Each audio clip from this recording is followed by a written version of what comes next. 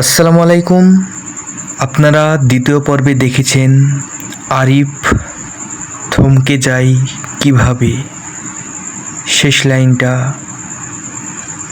ঝুলে আছে, টিকটিক করছে ঘড়ির কাঁটার মতো। চলো গল্প শুরু করা যাক। রাতটা ছিল গভীর। ল্যাপটপের স্ক্রিনে কাজ করছিল আরিফ। কুকুরটা টিকটিক করছিল যেন আরিফ সিদ্ধান্তের অপেক্ষায়। হঠাৎ দরজায় কেউ যেন নক করছে। আরিফ মনে করছে এত রাতে কে এসেছে। আরিফ থমকে যায়, হালকা দ্বিধাদ্বন্দ্ব না করে দরজা খোলে। একটা খাম, কোনো নাম নেই, কেবল ঠিকানা, পুরনো লাইব্রেরি। সকাল 6টা। হাতের লেখাটা আরিফের চেনা ছিল, তবু আবার সেই অবাক হয় না। ভোরের শহর ঘুমিয়ে থাকে। লাইব্রেরির দরজা তালা নেই, ভেতরে ঢুকতে বাহিরের গন্ধ আর নীরবতার ভেতরে একটা টেবিল রাখা। আরিফ লাইব্রেরিতে ঢুকেই ডায়েরিটা প্রথম পাতায় লেখা ছিল এমন: যদি তুমি এখানে আসো তাহলে বুঝবে আমার রীতি। অপেক্ষা করছো না, তুমি খুঁজছো আমায়। ডায়েরির পাতায় উল্টাতে থাকে আরিফ। আরিফ ডায়েরিটা পড়ে প্রতিটা পাতা যেন সব নীলার গল্প মনে হচ্ছিল। তখন আরিফ লাইব্রেরির ভেতর থেকে বেরিয়ে আসার সাহস পায়নি।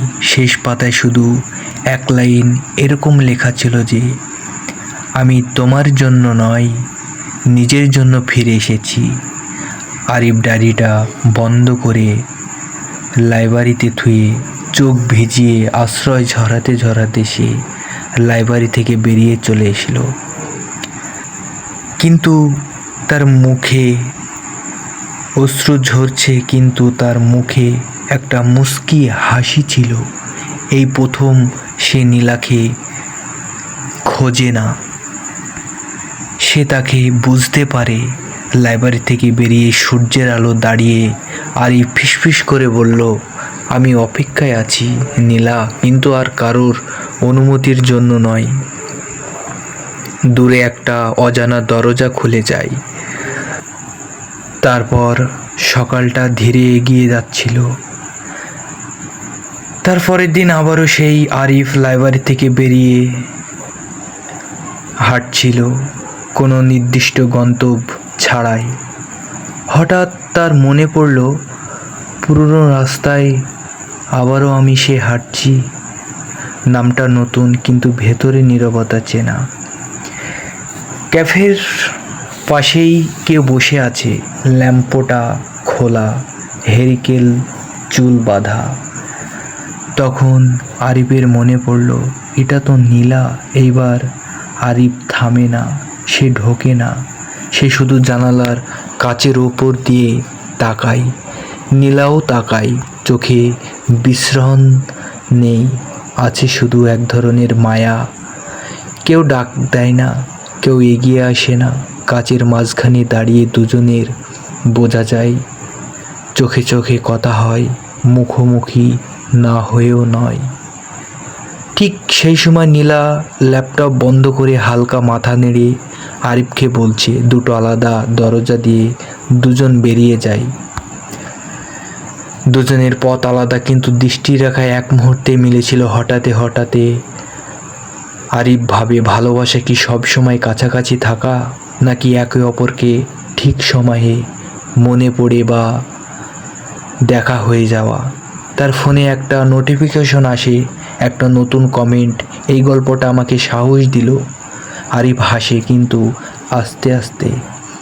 নীলার গল্প আমাকে সাহস দিল। আরিফ বলল যে সে এখানে জানে নীলার গল্প তার জীবনের অধ্যায় ছিল, পুরো বই নয়। আমি অপেক্ষায় আছি, কিন্তু এখন আমি নিজের পাশে, নিজের অভিজ্ঞতাতে, নিজের। তারপর কয়েক বছর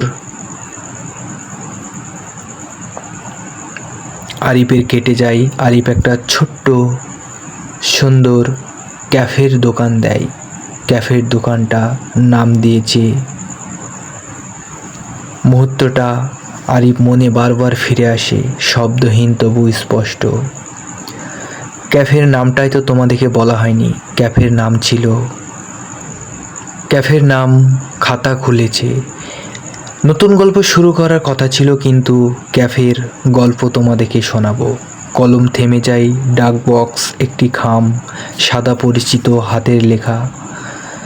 তখন আরিফের একটু উন্নতি হতে শুরু করলো তার ক্যাফে থেকে। ওই থেকে ফ্রন্ট লাইন লেখা, এই চিঠিটা পাঠানো ছিল আমার শেষ। আপনারা তো প্রথম পর্বে দেখেছিলেন। টেশন। আরিফ বুকটা হালকা কেঁপে ওঠে। নীল লিখেছিল সে আর ফিরে আসতে চায় না পুরনো গল্পে। কারণ কিছু গল্প ফিরে গেলে নিজেকে বারবার হারতে হয়। কারণ সে লিখেছে, আরিফ অপেক্ষা করেছে, সাহস দিয়েছে, কিন্তু সে সাহস নেই, তাকে আলাদা পথে হাঁটতে হবে। চিঠির শেষ শুধু একটাই কথা, যদি কখনো মনে হয় তুমি অপেক্ষা করছো, মনে রেখো আমিও একদিন তাই করেছিলাম। আরিফ চিঠিটা ভাঁজ করে রাখে, কোনো জবাব লেখে না। আজ সে প্রথমবার বুঝতে পারে সে চিঠির উত্তর দিতে নেই। কি চিঠি? শুধু পড়ে নেওয়ার জন্য আসে। তখন রাতের আকাশে ক্যাফেটা সুন্দর একটা পরিণতি হয়ে গেল। আরিফ ক্যাফের পাশেই বসেছিল। বসে থাকতে থাকতে তার একটু দাঁড়ানো ভাব হলো। অপেক্ষা শেষ হলো। আরিফের অপেক্ষা শুধু রূপ বদলেছে। আমি অপেক্ষায় আছি, কিন্তু আর ফিরে তাকাবো না। কারণ সামনের পথের দিকে আমি এগাতে চলেছি। কারণ আমি একটা সুন্দর ক্যাফের জীবন পেয়ে গেছি। ক্যাফের নাম ছিল লেখার খাতা। আল্লাহ হাফেজ, সুস্থ থাকবেন। পরের ভিডিও তাড়াতাড়ি আসতে চলেছে।